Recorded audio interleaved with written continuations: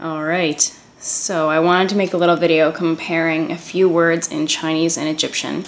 Not that they have a ridiculous amount in common, but just because I started learning some of the Chinese symbols and it's one of the earliest languages, and so is Egyptian, I thought it'd be neat to look at some of the ways that people represented early words or concepts. So, as a continuation from my last video, I'm going to repeat the word for sun here. So in Chinese,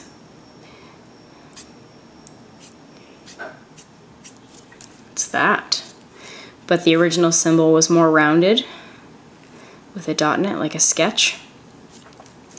And I guess in Mandarin, it's ri. In Egyptian, look at this symbol actually. In Egyptian, the word, well, the symbol for sun is, the same circle with a dot.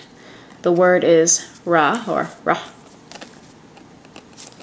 And sometimes when they write out the word for day, they will complement the sounds in the word, and this becomes sort of a sign at the end of the word to let you know what the word's about.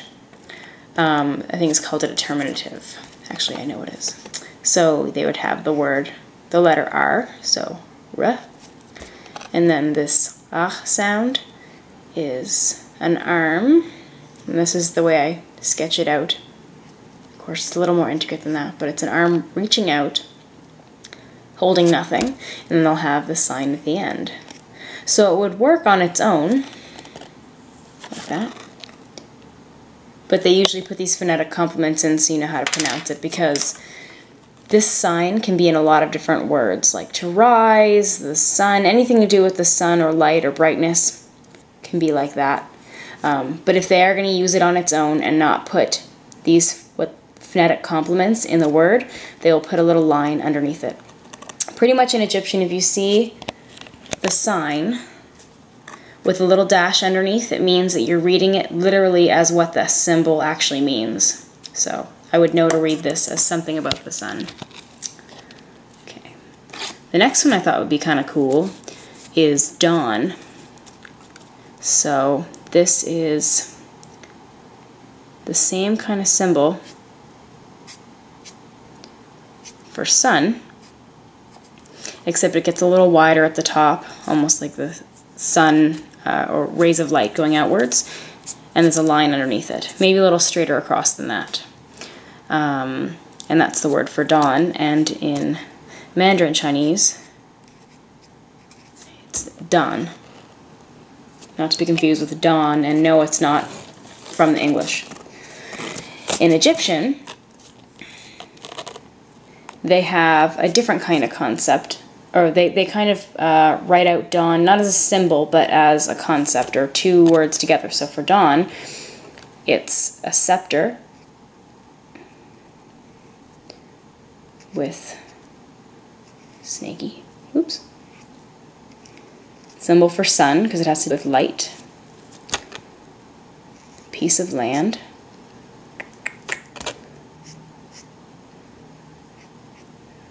a little symbol that has something to do with earth and land. It's usually at the end of words that have to do with ground or islands or sort of geographical stuff. And the line that lets me know that, well, this lets me know it's the end of the word. But anyways, okay. So this word, I wish I had a pencil. Hang on. This is two words here that come together. I won't tell you what they are. I'll get into the grammar right now because it gets really complicated. But okay. This word is hedge. So this symbol can be read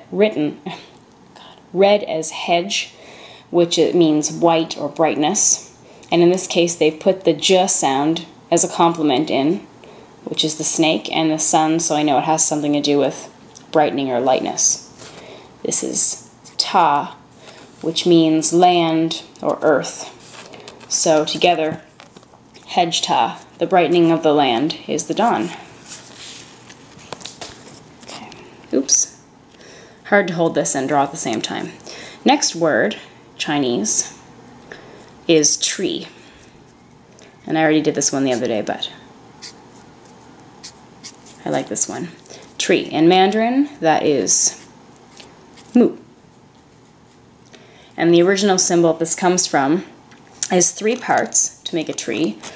Sorry, it's the trunk, the roots,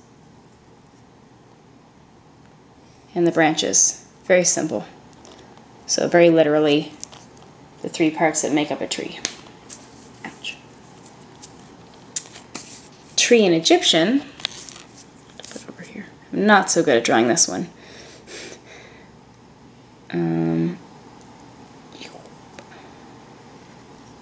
Oh, junk.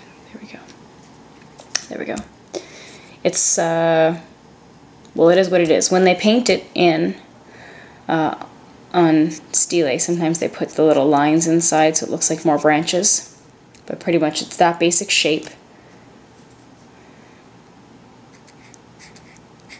Nehet.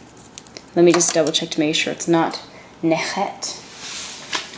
Because normally I read this, normally I see this sign as a determinative at the end of a word. So it's not actually the word tree at the time. I told myself I wasn't going to have to look in the book this time, but I am. Okay.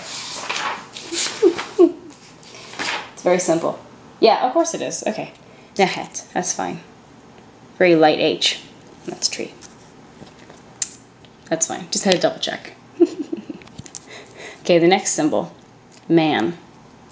And bear with me because I'm not sure if I'm doing the brush strokes properly. There. And sometimes it's also this. Yeah. Especially when this symbol, the symbol for man, is combined with something else to, in some sort of word that has something to do with man, but there's not enough room for this. And I guess it's from the original sign is something like this. A little stick. And it's basically the man on the 2 legs. It's pretty easy to remember. And in Mandarin, that is Ren. Rain, yeah.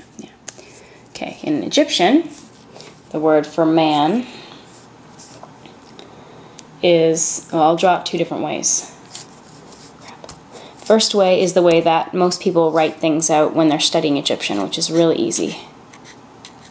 It's basically a man seated with 1 knee up, 1 arm back, and 1 arm forward so you can see all of it. What it actually is, and I never draw it this way, but I will try. Man's head. Oh, crap. Body. Anyway, he has more of a torso, and his arm is not attached to his leg. And then he also has hair, or a wig. But I'll draw it out my normal way, because you'll see this in a lot of books where the scholar has written out the word for man. So, and then it's got a door bolt on top, which is the letter S, and a line at the end. Okay, so basically the word for man in Egyptian is something like se, or some people write it out si, just to make it easier. Okay. And then, ooh, this video's getting long. Okay.